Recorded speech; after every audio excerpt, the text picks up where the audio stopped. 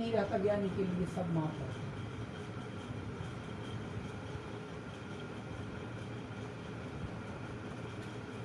वो अलग बात है, कोई इस प्रकृति में ऐसा है कि कोई अगर अंधेर करेगा तो उसका न्याय करने वाला भगवान है, सबका देख रहा है, सबका न्यायकारी है।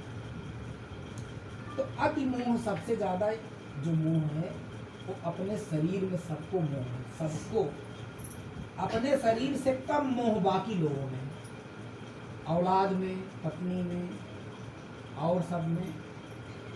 इसमें तो 100% है, और सब में 98, 95, 90, 50, 60 घटते हुए रेशियो। लगते ही ऐसे। तो जब हम गुरु के पास आते हैं, गुरु जानते हैं क्या करते हैं, कैसे आपको वो माया मोह से मुक्त करते हैं।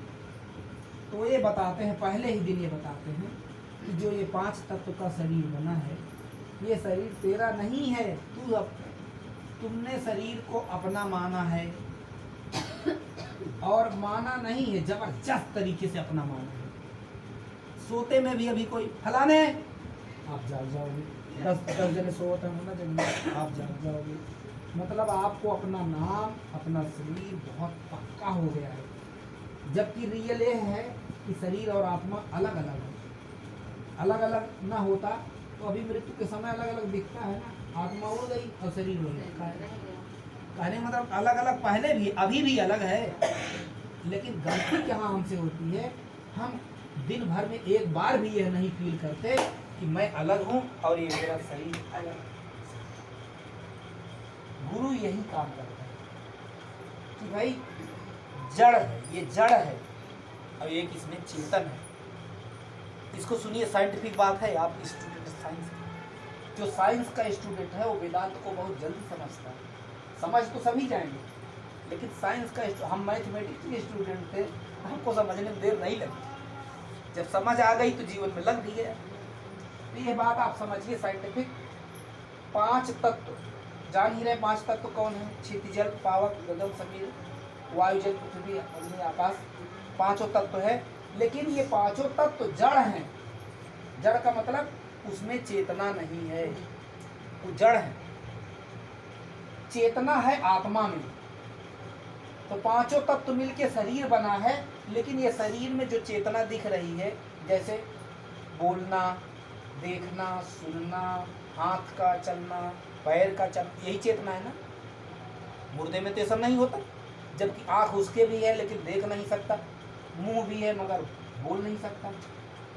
सब कहते हैं अपना खात का भगवान किए हैं, मुंह भी है मगर खा नहीं सकता, हाथ है मगर उठा नहीं सकता। तो भाई किसकी चेतना, कौन करवा रहा है? किसकी चेतना से हाथ हिल रहा है, मुंह बोल रहा है, आंख देख रही है, कान सुन रहा है? किसकी चेतना से? आत्मा की चेतना से। अब ये बात समझिए, आत्मा चेतन है, अजर है, अमर है, अविनाशी है। इसी शरीर में 2 तत्व है। एक नश्वर शरीर है जो अग्नि में जल जाएगा, खत्म हो जाएगा। एक अनश्वर आत्मा है जो न घटेगा, न मरेगा, न मिटेगा, न कहीं जाएगा, अमर है। अमर है, अजन्मा भी है, अमर भी है। अब देखिए, इतना ही बात समझनी है कुल। हमको लगता है अभी इस विषय पे बहुत कम लोग विचार किए होंगे, लेकिन आज आपकी बातें समझ में आ रही हैं। अब इस बात का फिर से विचार करना होगा आपको कि हम कैसे मुक्त हैं। हम ऐसे ही मुक्त हैं, तू आत्मा है, तू ईश्वर का अंश कहा जाता है। ईश्वर का अंश, ईश्वर का अंश शरीर नहीं है। अरे ईश्वर अविनाशी है, शरीर विनाशी, कैसे ईश्वर का अंश कैसे? ये तो बेताल वाली बात हो गई। ईश्वर अविनाशी, आत्मा भी अविनाशी, इसलिए जो ये आत्मा है ये ईश्वर का अंश है। चाहे यो कह लीजिए ईश्वर ही है। जैसे सोने का टुकड़ा भी सोना, सागर से आप एक बूंद पानी निकाल लो, वो भी पानी और वो भी पानी। यहाँ का पानी अभी लाइब्रेटरी में, यहाँ के पानी को टेस्ट करिए और सागर के पानी को टेस्ट करिए।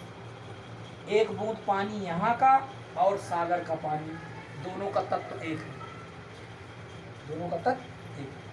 तो आत्मा का जो तत्व है और जो परमात्मा का तत्व है वो दोनों एक, लेकिन शरीर की मैचिंग परमात्मा से नहीं है। कहीं नहीं कहा जाता कि शरीर अमर है, कहीं नहीं कहा जाता कि शरीर भगवान जो है भगवान से आया है।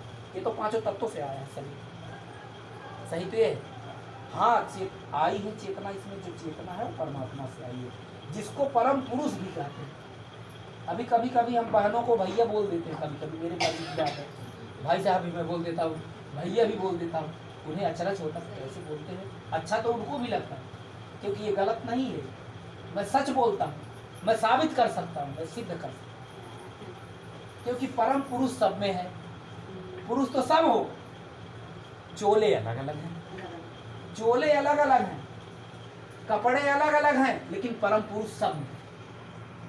चेतना एक ही है, पूरे ब्रह्मांड में एक ही चेतना है, उसको ब्रह्म बोलते हैं, उसको परमात्मा बोलते हैं, और वही सब प्राणियों में समाया है, उसी को पुरुष बोलते हैं। अध्यात्म में परमात्मा को पुरुष बोलते हैं, और जो ये शरीर है इसको प्रकृति बोलते हैं। हमारी भी सब की शरीर ये प्रकृति है, प्रकृति का अंश है, और पुरुष का अंश है। पुरुष अविनाशी है, प्रकृति विनाशी है। पुरुष अजन्मा है और प्रकृति जन्मी है, अब मरेगी भी। पुरुष अकाल है, जो जन्मा ही नहीं उसको काल क्या करेगा। आत्मा का निश्चय करने वाले को काल भी नहीं छू सकता, जिसको आत्मा का निश्चय है उसका काल भी कुछ नहीं कर सकता। वो काल आएगा, अरे मेरे कपड़े को ले जाएगा, ले जाएगा, ले जाएगा, वो तो मुझे पहले पता है, ले जाओ। तो काल आएगा तो मेरे कपड़े को ले जाएगा, मेरी आत्मा को कोई टच भी नहीं कर सकता, छू भी नहीं सकता। ये बात समझनी है सबको। यही काम गुरु करता है, यही वेदांत आपको समझा देगा। बहुत छोटी चीज है, बहुत बड़ी बात नहीं है। 2 मिनट है मुक्ति के लिए, 2 मिनट का समय बहुत है, अगर ध्यान से बैठने वाला हो।